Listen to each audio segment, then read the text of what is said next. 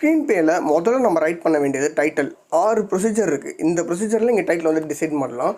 முதல் விஷயம் கான்ட்ரவர்சி. ஒரு டைட்டில் நீங்கள் கான்ட்ரவர்சியாக வைக்கும்போது எல்லாராலையும் வந்து கவரப்படுது. அதுதான் மெயின் விஷயம் நம்ம பார்க்குறோம். ஸோ ரெண்டாவது வந்து ட்ரெண்டிங்காக இருக்கிறது என்ன? இப்போ இந்த டைமில் கொரோனா வந்து ட்ரெண்டிங்காக போயிட்டுருக்குன்னு வச்சுக்கோங்க. கொரோனா குமார்னு ஒரு படம் வருது. அந்தந்த காலகட்டத்துக்கு ஒரு ட்ரெண்டிங்கான விஷயங்கள் இருக்கும் பார்த்தீங்களா, அதை பேஸ் பண்ணிட்டு வந்து டைட்டில் வந்து வைப்பாங்க.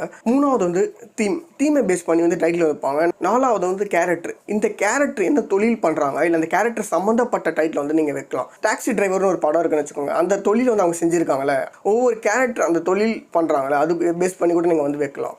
அதுக்கு அடுத்தது வந்து பார்த்தீங்கன்னா லொக்கேஷன். இந்த லொக்கேஷன் வந்து வட சென்னை ஈஸியாக நம்ம சொல்லிக்கலாம். ஏன்னா வட சென்னை படம் வந்து அது லொக்கேஷனில் நடக்கிறதால, மையப்பற்றி நடக்கிறதால அது வந்து லொக்கேஷன் பேஸ் பண்ணி கூட நீங்கள் விட்டலாம். சென்னை 28 இந்த மாதிரி நிறைய படங்கள் வந்து இருக்குது. ரொம்ப ஈஸியான ஒரு டைட்டில் தான். ஆறாவது வந்து எமோஷனல் இல்லை ஃபீலிங்ஸை பேஸ் பண்ணி வைக்கிறது. அந்த கேரக்டருக்கு என்ன எமோஷனல் ஃபீலிங்ஸால் பாதிக்கப்பட்டிருக்காங்க அப்படின்லாம் ரொம்ப பெருசாக நீங்கள் டைட்டில் வைக்கணும்னு அவசியம் இல்லை. அது உங்களோட விருப்பம் தான். பட் டைட்டில் வந்து ரொம்ப கேட்சியாக இருக்கணும், அந்த கதைக்கு வந்து ரொம்ப ஆப்டபுளாக இருக்கணும் அப்படின்றது வந்து ரொம்ப இம்பார்ட்டன்ட்டு. ஏதாச்சும் டவுட் இருந்துச்சுன்னா கமெண்ட் பாக்ஸ் வந்து கமெண்ட் பண்ணுங்கள். நம்ம நெக்ஸ்ட் டாப்பிக்கில் வேற ஒரு நிகழ்ச்சி வந்து சந்திக்கலாம். நன்றி, வணக்கம்.